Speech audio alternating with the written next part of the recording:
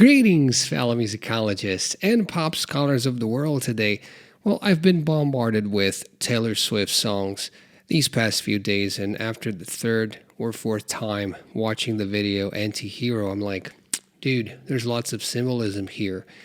And many themes overlap with, things that we see in metal and things that we read in metal lyrics. So why not react to this new Taylor Swift song?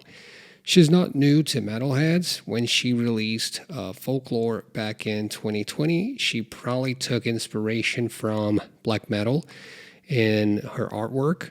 So here we are. The video begins with Taylor. We see her back, and there's an idea that she's facing the light. She's got this lamp that works like a halo, but she doesn't really have access to the world since the curtains are all closed and we see the words anti-hero, and in a way she's the great divide between these two ideas. So in my opinion, there's already the implicit idea of dichotomy. Most people get wiser as they get older, but she states that midnights are her afternoons, and that would mean that she wakes up at 6 p.m. and then she goes to bed at 6 a.m. So this is providing a picture of someone who's behaving differently than what society would expect. The first two lines of the lyrics give you that. The video is now showing a plate and she's having breakfast at midnight, which is another unconventional habit. She cuts the eggs and it's like, she's cutting an eye. So this is a sign that maybe she doesn't want to see. It could mean like self-sabotage, and something oozes out of the egg and it looks to me like stardust, but this might be a stretch.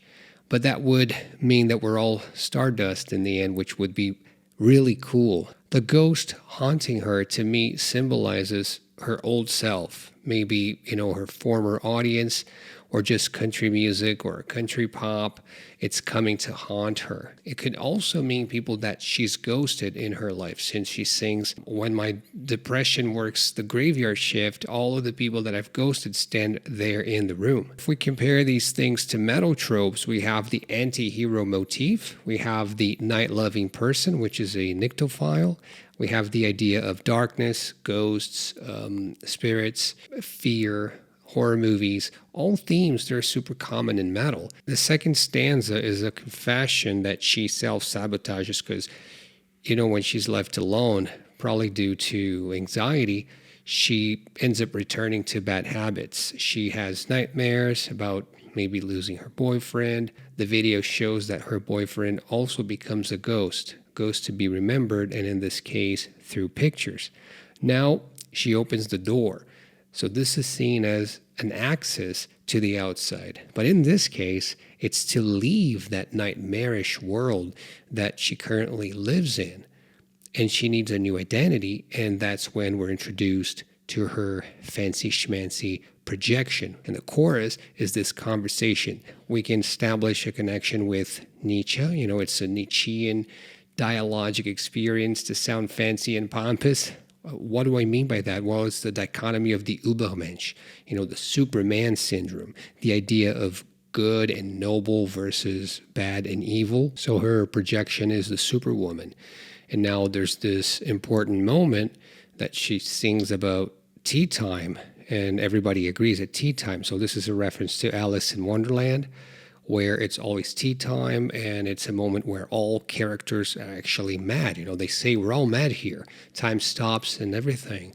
So she's Alice, but she's also the Mad Hatter. Her projection and her normal self, they have an encounter, and they both agree by drinking tea, which actually in this case, they're drinking alcohol. So it shows that the binging, the vice, it's a way for her to interact with her identities. Oh, and now I forgot to talk about the colors.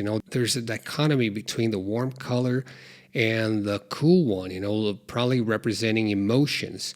The passion with the red and the rational, the reasoning with the blue. The acoustic guitar is blue and it represents music as this rational beacon. Her narcissistic projection destroys the guitar. That could mean that she's reckless, wild, uncontrollable. She hurts things It's maybe some sort of sadism. But then you have the alter ego that everyone betrays her in the end. So this is a defensive way to keep boundaries, not to establish a relation of trust, not letting people in order not to have your heart broken. But obviously breaking people's heart by doing the exact same thing. It's that naive personality that's taking notes and learning from that evil twin. She shows up as this monster on the hill, and it's still very similar to Alice when Alice is big and everything else is tiny. But this is to show that she never really fits in social encounters. She's always awkward in social situations. She can be pierced through the heart, but she's never killed. So that's the classic explanation of what we call the psychosomatic symptom. You're bleeding, but it's all glitter. Actually, thinking about it, I see that it's not stardust, it's glitter. In a way, this shows that it's all in her head. It's not real blood, but it's still amazing because we're all stars and made of stardust anyway. So this is a beautiful and ingenious analogy. But now for the first time, she talks about covert narcissism. She gives us the example of politicians who can be seen as narcissists, but they're not grandiose. They're covert. They help people and they feel good because of that altruism. So she wonders and ponders if she's like them. This is a great exercise. It's just surprising that she's opening up about something that's so hard to accept within yourself. But there's more symbolism going on.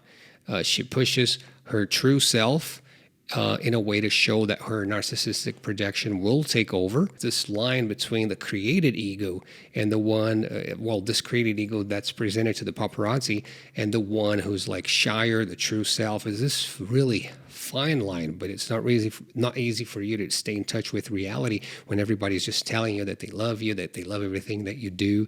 That's basically the premise of this video. After that, we have that fatphobic scene that got deleted from many platforms where her projection keeps telling her shyer version that she's fat, and this is another absurd just because she's so skinny. That's an example of body dysmorphia right there, or eating disorders. And the last nightmare that she has is that she'll grow old and rich and her kids will be narcissists. They will fight over her state, her wealth. They won't really learn to truly love her, and they will idealize objects and place value on superficial stuff.